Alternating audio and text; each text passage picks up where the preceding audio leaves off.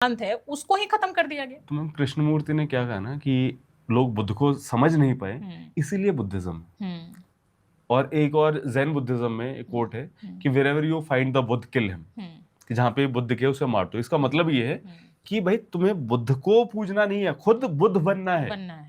You have to become Buddha, you have to become enlightened. Buddhism में भी अगर उनकी बुक्स को भी ध्यान दो तो उसमें उनको एक गुरु के रूप में दिखाया गया है, उनको अवतार नहीं दिखाया गया है कि जबरदस्ती अपने अवतार में उनको शामिल कर लो। फिर ये आ गए ना ये महायान हीनयान अलग अलग वो चीजें चल गई।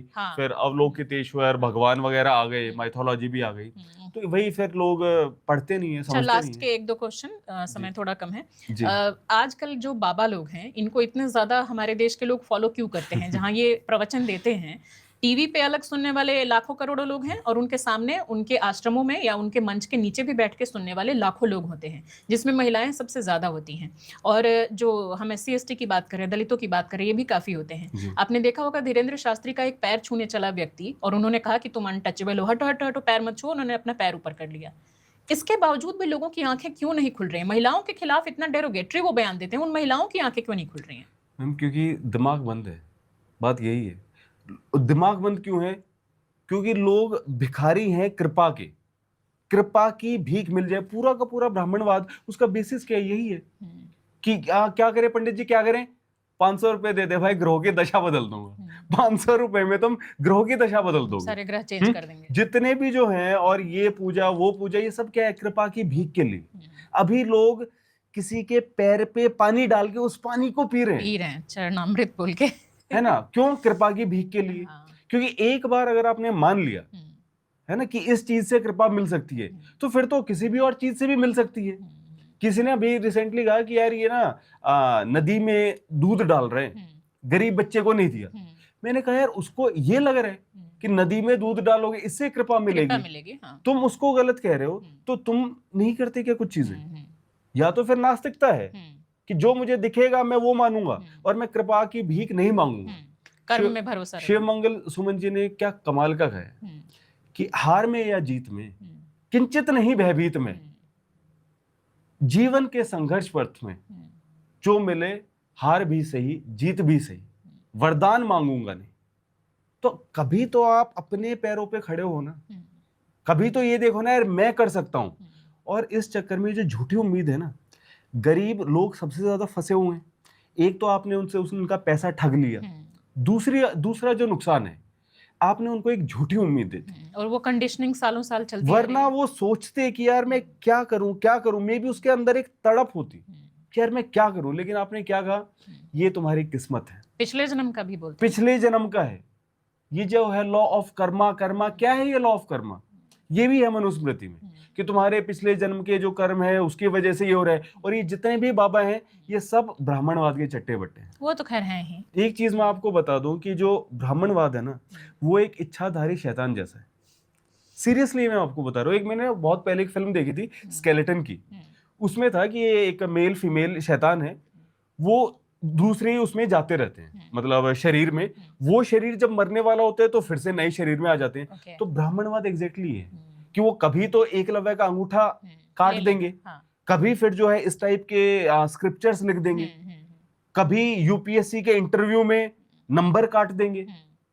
ऐसे ऐसे केस दिख रहे हैं। मैं मेंस में अच्छा स्कोर किया हुआ है, इंटरव्यू में मार्क्स देखो 150 नंबर, 160 नंबर। मुंगेकर कमेटी जो ये सफदरजंग कॉलेज में देखा गया कि एक पेपर में बार बार जिन्हें फेल किया जा रहा है वो सारे दलित थे। इन्वेस्टिगेशन हुई, पता चला कि उनका जो एग्जाम का शीट था उसको एक अलग रंग के धागे से टैग कर रखा था, जिससे पहचान के हटा सके। अब सोचिए कि फिर इसको आतंकवाद ना कहे तो क्या कहे? अरे यार उसने तेरा क्या बिगाड़ा है यार, उसने तेरा क्या बिगाड़ा है उस बच्चे ने?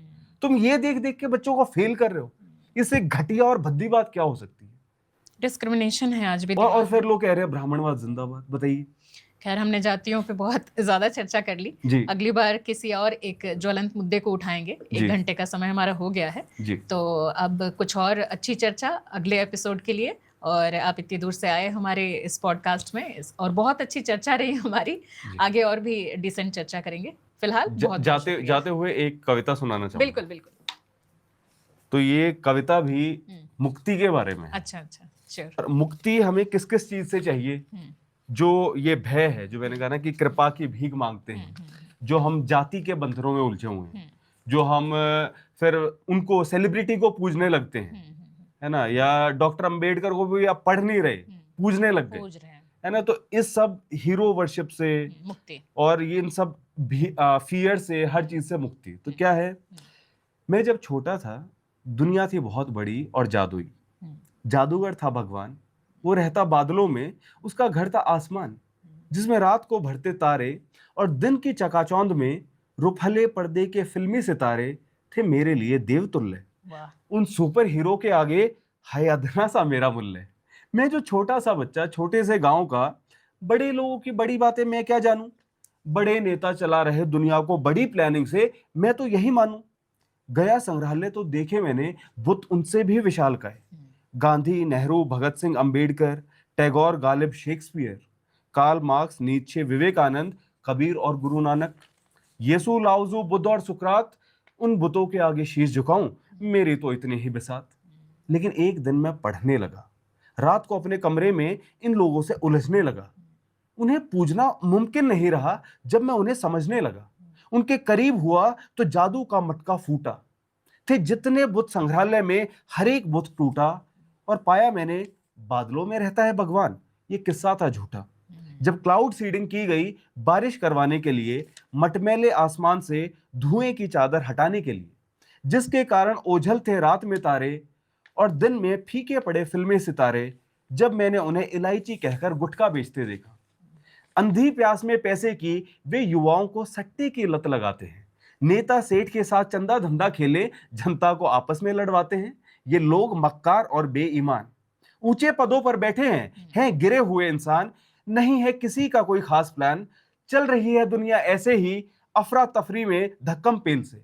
मर जाते हैं आम लोग गिरकर लोकल ट्रेन से, कभी भगदड़ में कुचले जाने से, खुले मैनहोल में गिरकर, दंगों में फंसकर, कभी पुल टूट जाने से। नहीं है कोई मसीहा, नहीं कोई किसी के सहारे, बस एक बुत है बाकी मेरे अहंकार का, तोड़कर उसे मलबा करूंगा किनारे।